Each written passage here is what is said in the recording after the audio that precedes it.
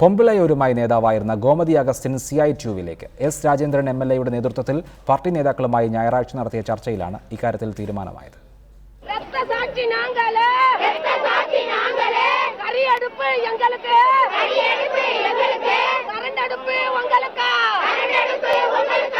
മൂന്നാറിലെ സ്ത്രീ തൊഴിലാളികളുടെ ഐതിഹാസിക സമരത്തിന് നേതൃത്വം നൽകിയവരിൽ പ്രധാനിയായിരുന്നു ദേവികുളം സ്വദേശി ഗോമതി അഗസ്റ്റിൻ. സമരശേഷം നടന്ന തദ്ദേശ സ്വയംഭരണ തെരഞ്ഞെടുപ്പിൽ ദേവികുളം ബ്ലോക്കിലെ നല്ലതണ്ണി വാർഡിൽ നിന്നും ഗോമതി സ്വതന്ത്രയായി ജയിച്ചിരുന്നു. തമിഴ്നാട്ടിലെ AIDMKയുമായി ചേർന്ന് പ്രവർത്തിക്കാൻ ശ്രമിക്കുന്നുവെന്ന ആരോപണത്തെ തുടർന്ന് ഗോമതിയെ പൊമ്പിളയൂരുമയിൽ നിന്നും പിന്നീട് പുറത്താക്കി. ഇതിനുശേഷം നടന്ന ചർച്ചകൾക്കൊടുവിലാണ് CI2വിൽ ചേരാൻ ഗോമതി തീരുമാനിച്ചത്. ഫെബ്രുവരി 3-ന് മൂന്നാറിൽ തീരുമാനം ഔദ്യോഗികമായി പ്രഖ്യാപിക്കും. ஜாதி மதம் பார்க்காம மக்களுக்கு நல்லது செய்யணும்.